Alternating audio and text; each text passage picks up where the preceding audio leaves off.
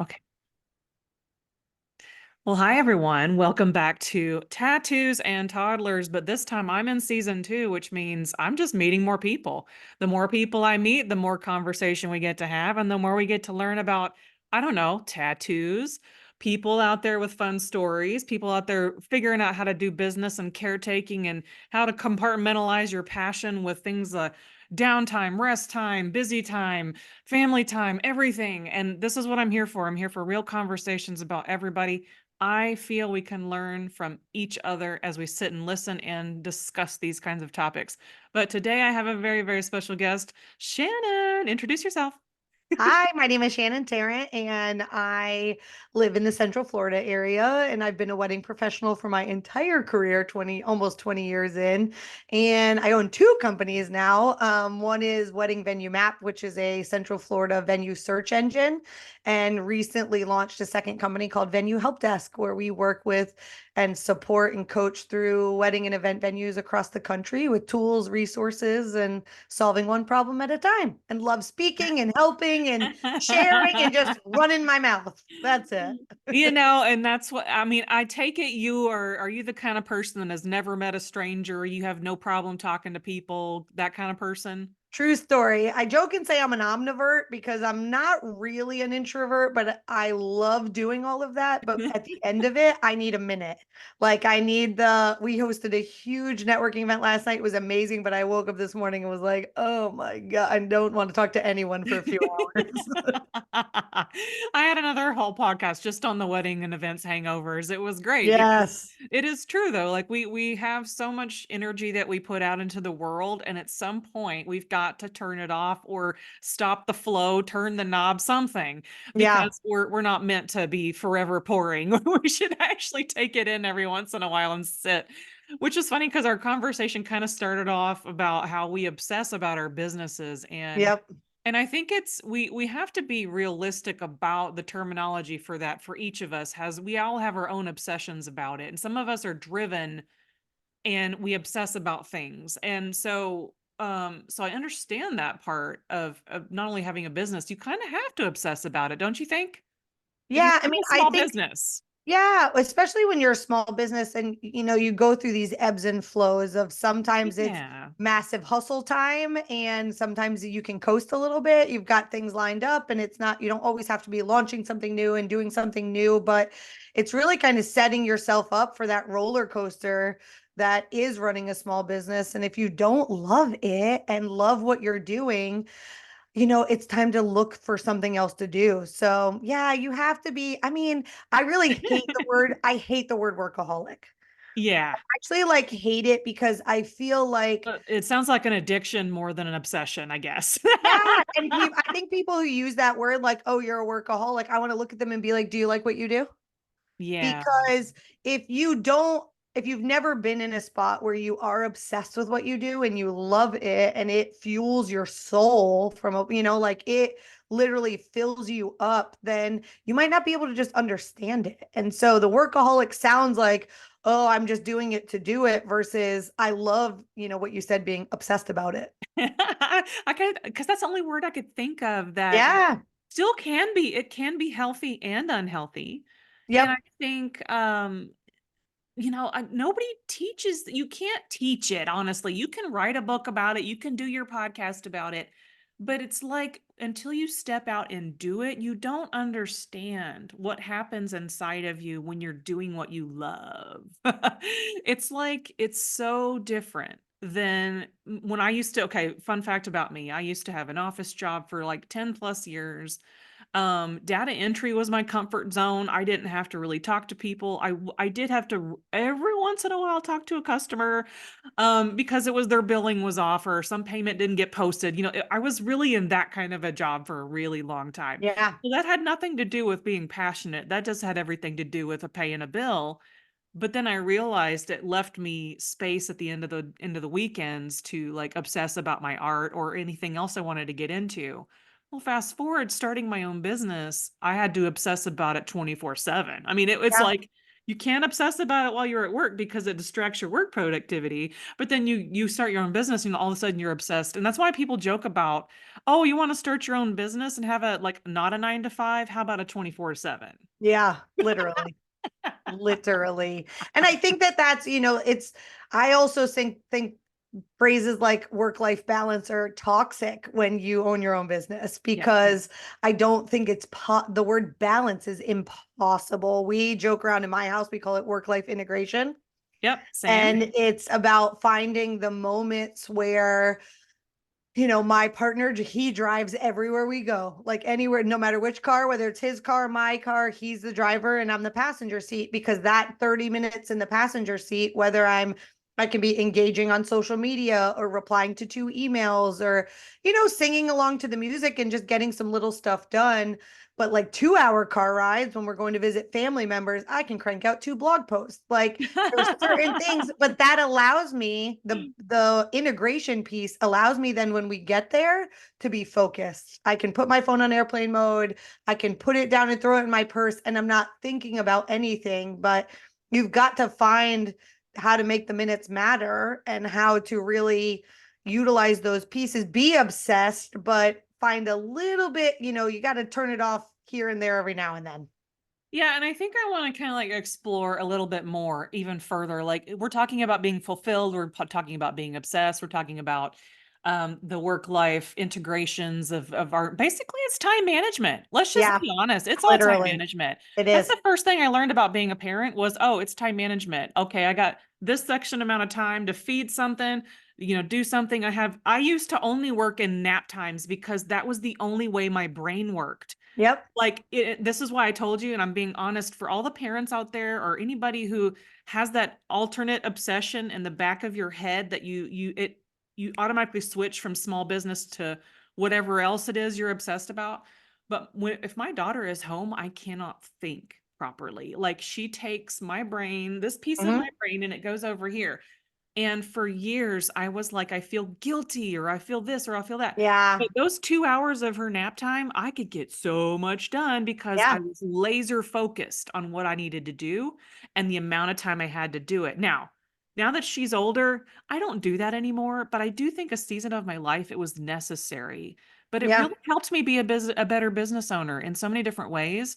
But it also helped me prepare me for the time management of having a kid, like for real. Like her schedule, my husband's schedule, time management to the nth degree, right? Yeah. But I think that's part of that. You hear the word imposter syndrome all the time, right? And I think that that's an important piece just in general in life. When you start comparing the other things people are able to do, you don't know what their village looks like, what their support looks like, Exactly. what they've put in place. Like in the polar opposite, I'm not a parent. And so sometimes when people are like, I don't know how you get stuff done, and I know they're a mom or a dad, my immediate response is, I don't have any kids.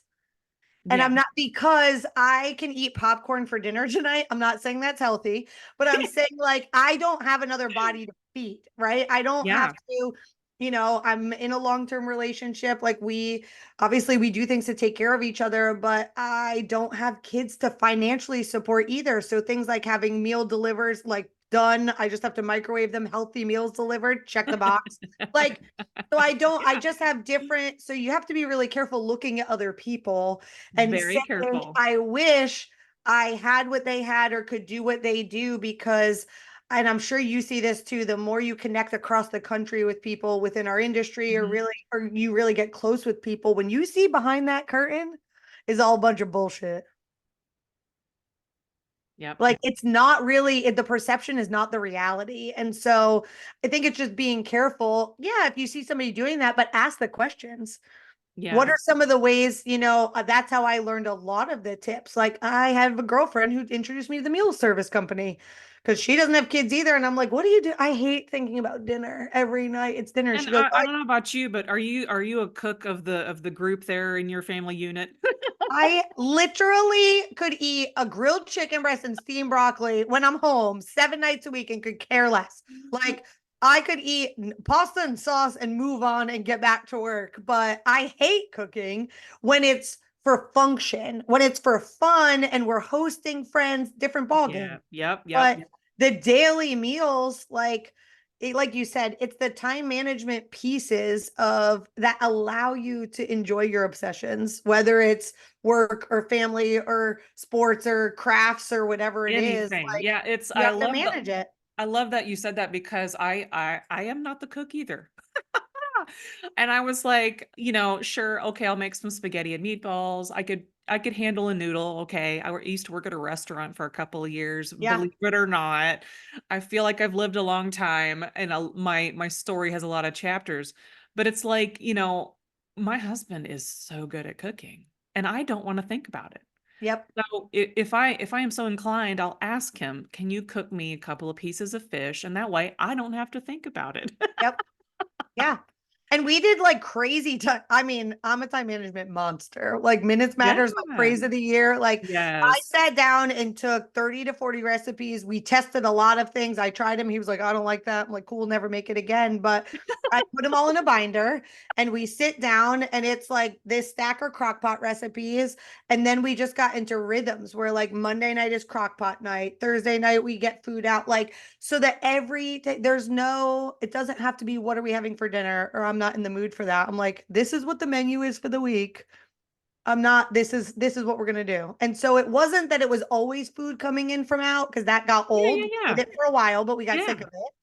And so, but it was like, how can I make it more efficient? Yeah, I love that. And my husband's about as he is Mr. Efficient. So if y'all Yeah. y'all that don't know me, I am an artist. I am very creative. I prefer not to be on a schedule of sorts. And if I am on a schedule, it's because it's intentional. Well, he is, if y'all saw his daily calendars, if you thrive in the time blocking, he is Mr. Time Blocking. Yeah.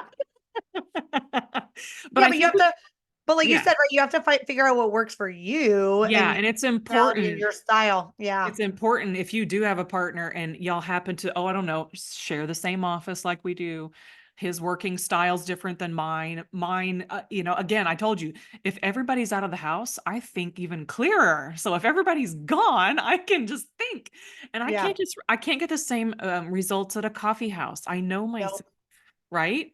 I can't go to a coffee house and have 50 people chattering, even though they're all on the headphones and stuff like that.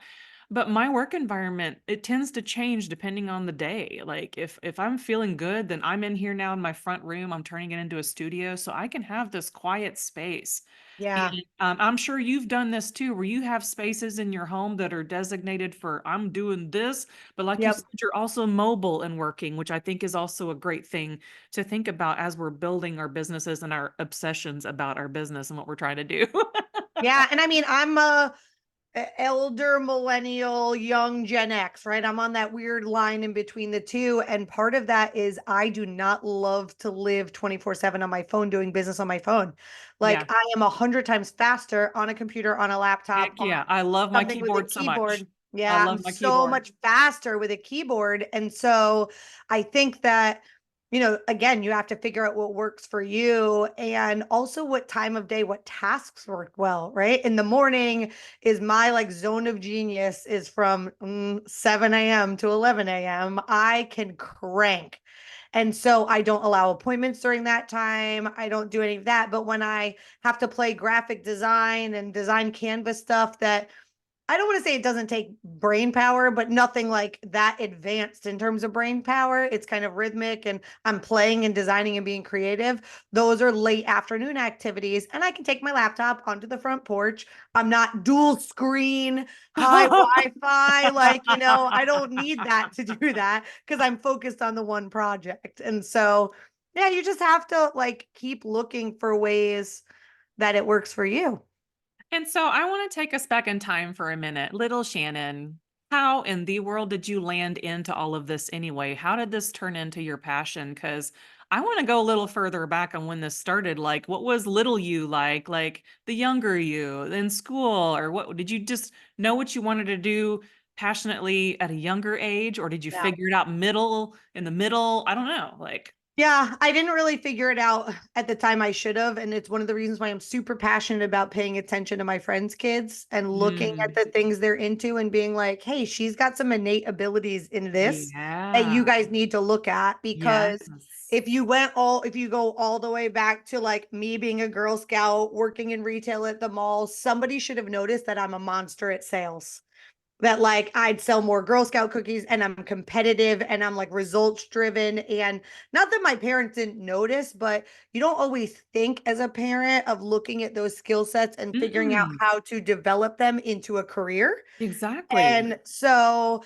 I didn't really, I worked in restaurants, same as you, and I was bringing home more tips, and my tip and check average was higher because I was really good at sales, but I didn't know that's what it was. Like I could connect with people and relate to people. And I mean, I thought I was going to be a teacher, and I tried for 3 months and quit and was like, I hate these kids. Get me out of here. Like, I was like, I am not built for this. And then I went back to restaurants. Restaurants turned into catering. Catering turned into weddings. And it was a natural flow of all the things I loved. But it really got me into a space where I loved the thrill of a kill of selling, like of being able to build a relationship and fulfill someone's need, Yeah. not just selling to make the money and take their money, but they had a need and I could kind of get to know and understand them to make sure that the product or service we had fulfilled that need. And yeah, no, I had no idea. I thought I was going to be a high school science teacher because I'm also a super science nerd that no one knows. That is Really, it's like awesome. so yeah,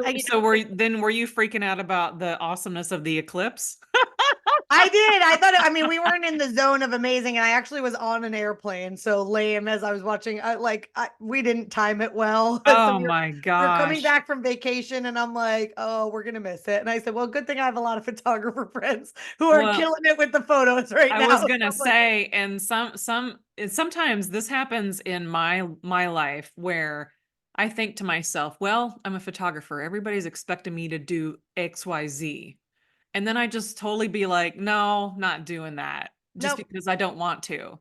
And so what I did ended up doing for the eclipse is just watching it. Like Yeah. the lighting was incredibly Yeah. weird, and talk about science and science fiction. It felt Yeah. like that. Yeah. And when I looked up at the sky and saw the ring, I was like, "Oh my God, it's a donut." That's exactly what I said. I said, "It's a Yeah. donut," and nobody can tell me any differently. I love it. But it was so great because we all have interpretations of our things in our lives, and I love that about, again, meeting new people, getting to sit with Shannon for a few minutes. And so what else were we talking about? We were talking about obsession, we're talking about business, we're talking about what were our younger selves like. I was going to go into science and engineering myself, and then I was like, well, no. Let me just go into the working world. But it is funny how the rabbit trails have led us to where we are, because Yeah. I think we can honestly say, and maybe you can also agree, that we're basically, we feel like we're doing what we're supposed to do right Yeah. now. Like right now in this moment, in this chapter of our lives. And actually what I was going to lead to is we're fulfilled, right? Hmm. We're obsessed about our business. We love that we're meeting needs. Um, but are we happy? It's a really great question because some people check a lot of the boxes and don't stop to look at that box. That it's financially rewarding.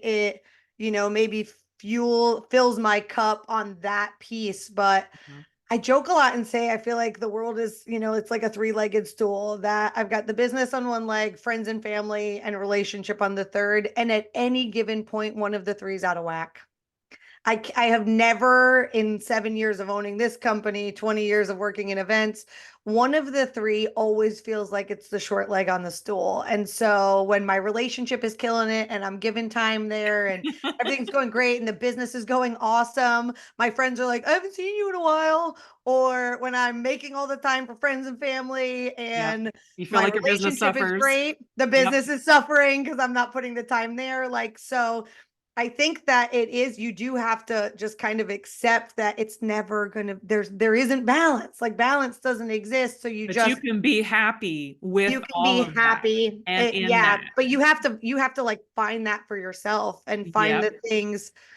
I love the world we live in today because of podcasts like this and the conversations of the amount of information that flows, TikTok and audio and videos and TV and all the things. But I think sometimes it creates so much overwhelm of I'm supposed to be doing more things. Yep. Like I have Yes. to do self-care. And if I'm not doing a self-care routine every Sunday where I spend 3 hours on my skincare so I don't get wrinkled, like it feels Yeah. so overwhelming that it's the products and the things and the, oh God, now I didn't do that this week. And Yeah. like I mean, I used to stress that I didn't floss enough. Take that shit to a whole new level now. Like because you didn't know all these other things existed. And so that is, I think some of that is how it's really easy to get unhappy. You spend so much time looking at what other people are doing and all of these things that are available, and you don't have time for it all. I don't know. You just get lost in the, well, I don't have that, instead of being Yeah. grateful for the things that we do have. Yeah, I call it's a partial identity crisis mixed with a never enough. Like this whole world is set up for us to be and feel like we're never gonna be enough Yep. ever. And even today, and I was trying to be a little open today when we first started talking. I was like, I am in a headspace. I'm in a headspace and Yep. I'm okay with that because my job right now is to deal with all the extra voices that don't need to be there, the extra thoughts coming in Yep. from all of the technology around us telling us that we're not enough. But then Mm-hmm. you have those little bright moments where somebody actually tells you that you're doing okay, or Yep. that tells you, you know what, you are actually enough. And I have this thing rolling around in my head. I don't know, when you get ideas for like any kind of topics that you're going to speak on, do you like email yourself and, do you make notes? Do you have a I have a spreadsheet? running note in my phone called speaking topics. And sometimes it's some crazy ass one liner that came out of my mouth. And I'm like, hold Exactly. on. Like, And hold I on, write I got it to write it down. down. And yeah. And I'm like, I write it down.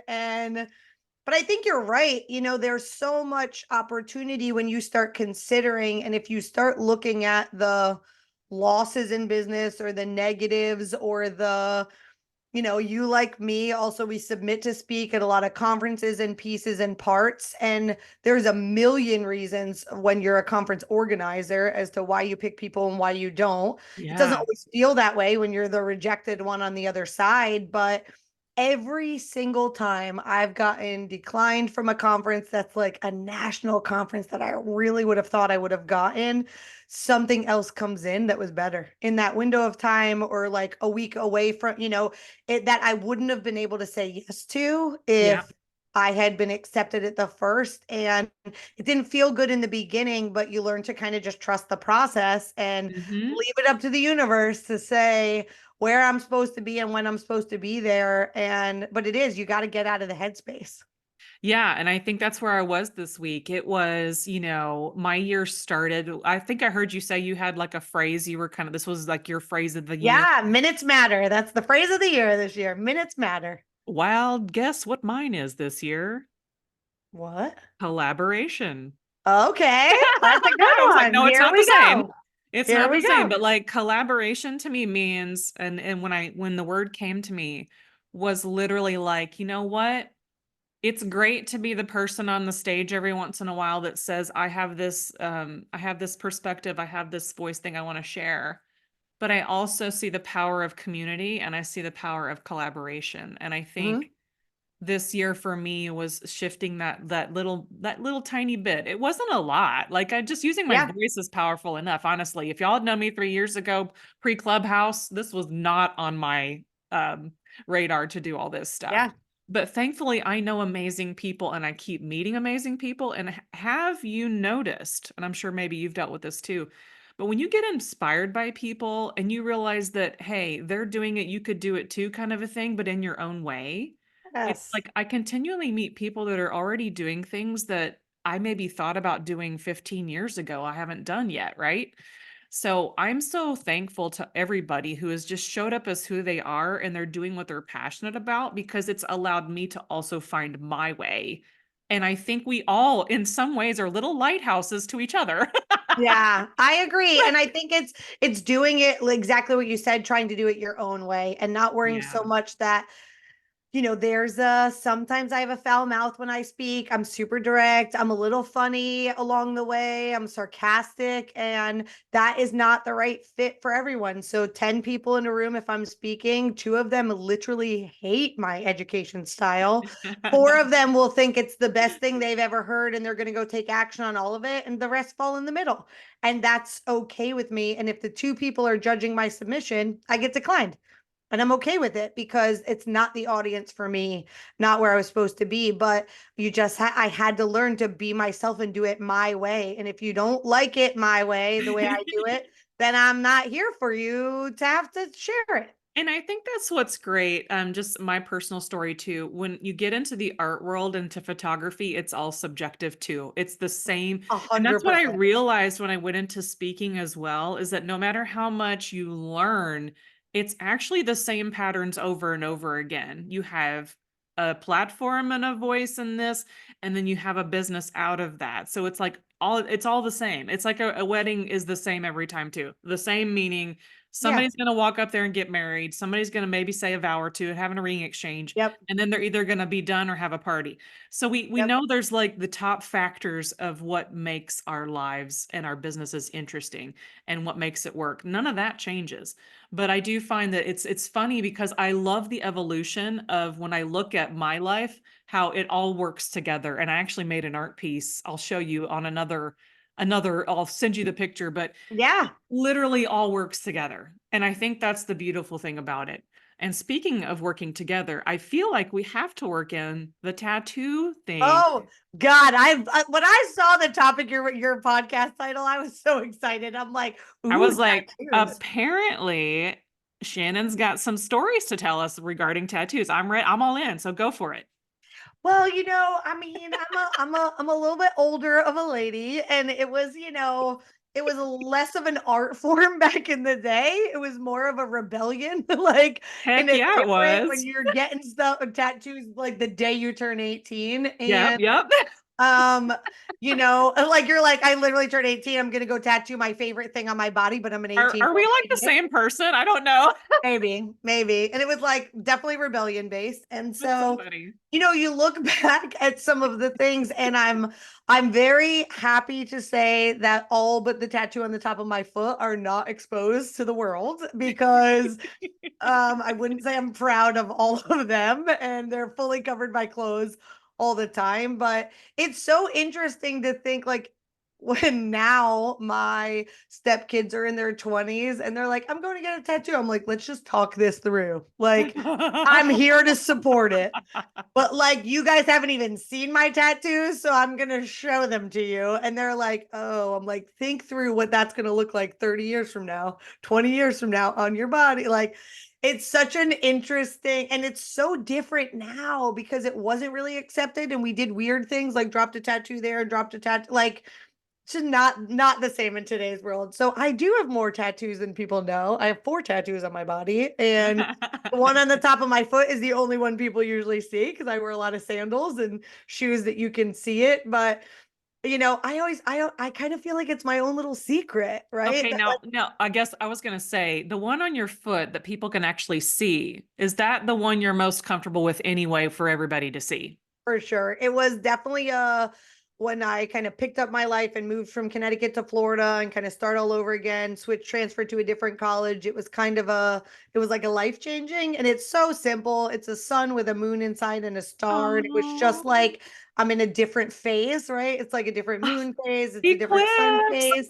Yeah, it was very like a different phase in my life. And Yes. so that one is definitely, it has meaning, but it was probably the most thought out. The other one's probably not the most. I mean, I got one for my dad and there's one for my mom, and but the choices I make. And 2 of them are on my back, so I don't ever have to see them. So that makes it a lot easier. Every now and then you catch it in the mirror and you're like, "Oh god, like That mm-mm." is so funny. I love this conversation so much. It just got so much more fun because all of mine are on my back except my newest ones, which Okay. is on my forearm, which everybody who's been on my podcast knows. I Yep. can't figure out how to do this. So I have this really large one on my forearm that I designed on the way to the tattoo shop. But at Wedding MBA last year, I went and did the $10 tattoo thing from TikTok, right? Cute. I have my little spaceship. And guess what? So, literally, like 4 or 5 days from now, I'm going to be in New York City getting another little tattoo with my wonderful friend Kristen. Oh, fun. So I'm going to be reporting back the next episode with a tattoo story from that as well. But it's funny that you mentioned the one on your foot because I really felt like I wanted to do some kind of a sun this next time. Yeah.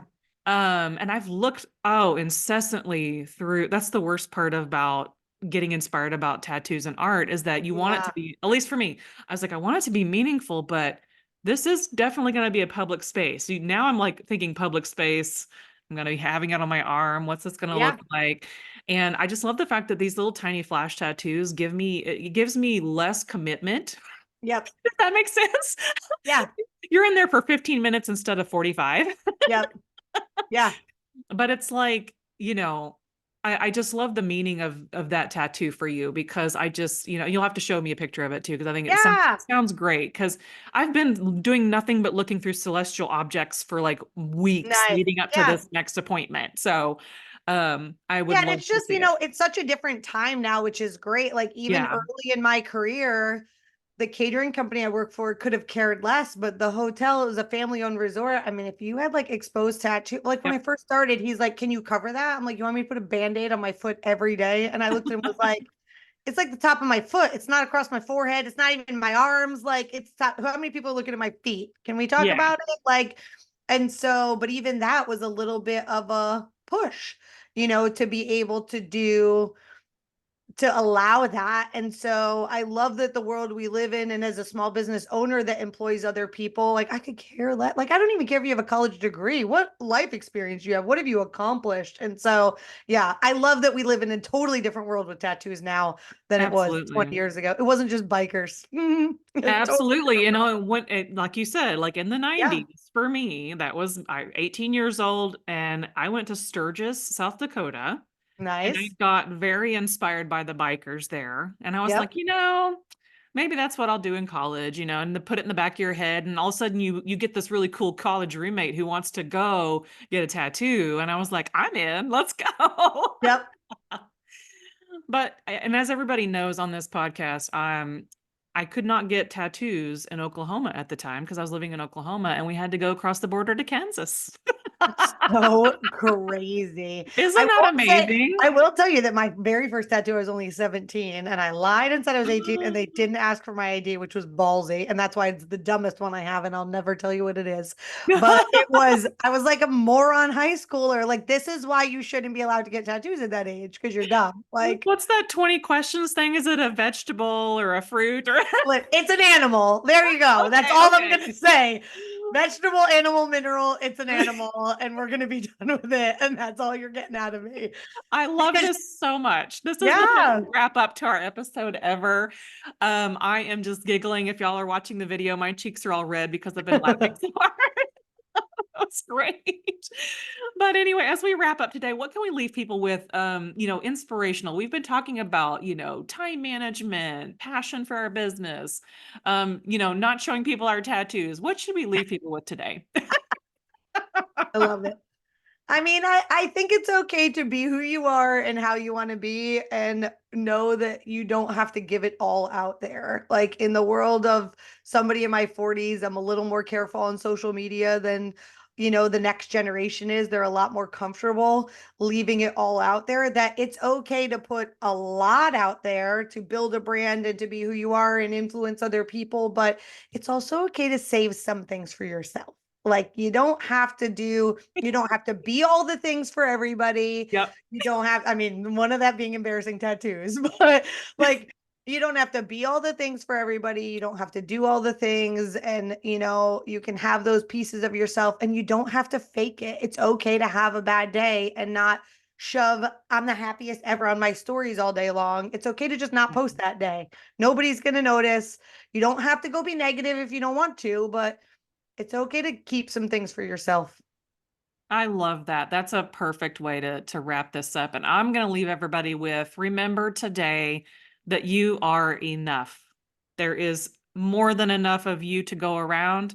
You are right where you need to be. You are exactly who you need to be right now in this moment. You are actually enough just being you. Not what you do, just being you. All right. I will see y'all on the next episode, everyone. Have a great day.